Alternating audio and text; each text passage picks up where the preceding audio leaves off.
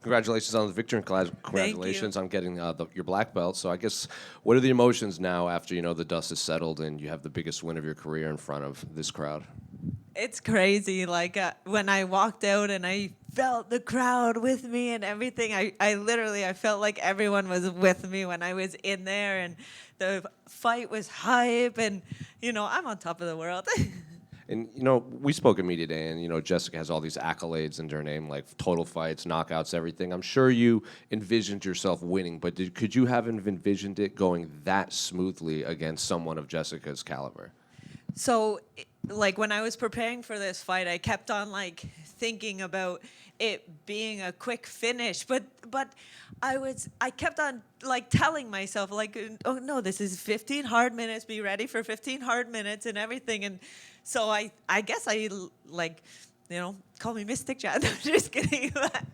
No, I was trying to almost like convince myself otherwise. And once I got that hand kind of behind her shoulder there, and then I got my hand joined, I'm like, oh, this is in. Like, I'm gonna get this. This is nuts, and got it. This mystic jazz that you keep saying, was this something that you saw, or did you just have this premonition out of nowhere?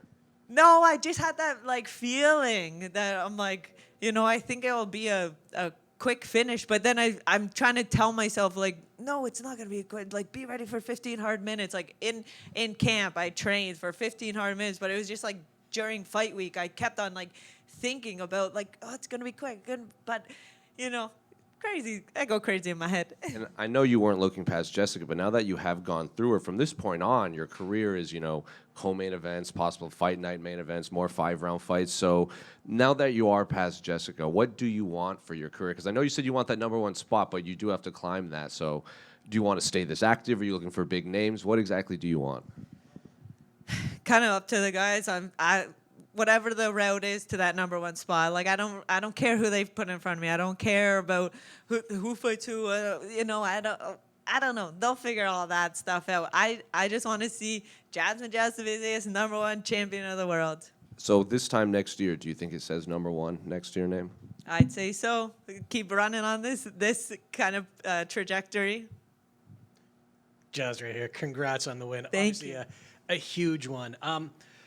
Is this the point where people start taking you seriously as a title challenger? And, I feel like, to this point, some fans have been like, hey, she's pretty good, but they haven't seriously bought into you as challenging for the title. Do you think this is the point where they do? I would say they would have to. She was a former champ. The last girl that I beat was a champion contender. This girl was a former champ, very notable. Like he said, she's got so many accolades. I think it would be silly for people not to kind of treat me as a contender at this point. On the broadcast as the fight kicked off, and just correct us if this is wrong, they said that you are delaying your wedding until you get the belt, that you want the belt before the ring. Is that accurate? I'm not here for a long time. I want to stay active. So, but I also want to like have a nice wedding and plan it and enjoy doing that. And I understand that there are sacrifices that I have to make. I'm coming for that #1 spot, and afterwards we'll be able to get married, and it will be a spectacular show. You can bring the belt to the wedding. Exactly. Last one for me. We saw a clip of you celebrating with Mike backstage. Obviously a huge win for him as well. So what was that moment like for you? That was so awesome. I see him in the room, like we're in the trenches together, and then to see him perform like that, it's like just it warms my heart. I love watching Mike perform. He's such like a clean fighter. He's so good. He's so good everywhere. Striking, grappling, doesn't matter where it is. The guy's a nightmare. He's so talented. I lied. One last quick one. When they showed you warming up backstage, it looked like you were hitting a piece of tissue. What was? My coach Jelly and he holds a piece of paper, and I gotta like hit it, like keep me quick. So this is a normal thing, like you do this all the time. Yeah. It's a little game. It's like one of my favorite little drills that we do. Cool. Congrats, Jess. Thank you. Jasmine, right here. Yes. Did I see you got your black belt in the cage tonight? I did. Yeah, I got my black belt. So unexpected. I remember speaking with Mike at the Edmonton card, and he was telling us that you used to be asking him to show you Brazilian Jiu-Jitsu moves in the living room in the apartment. Yeah.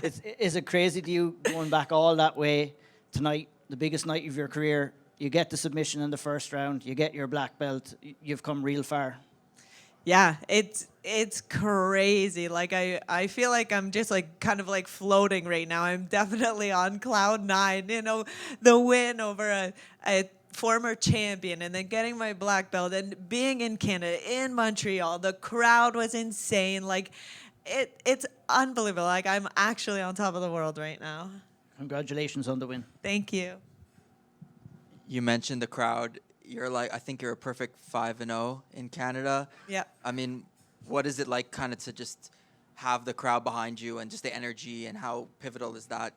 Is that for you and your success here? It's unbelievable. I think that plays into so much. I feel like I feed off the crowd. There's times that one time I had to fight in the Apex, and I remember being like, there's no crowd. Like, this is going to be odd. And as soon as I step out, I feel the energy, and I feel like I truly bring everyone in there with me when I'm able to be in there. I feel like I actually have Canada on my back, so it gives me so much more strength.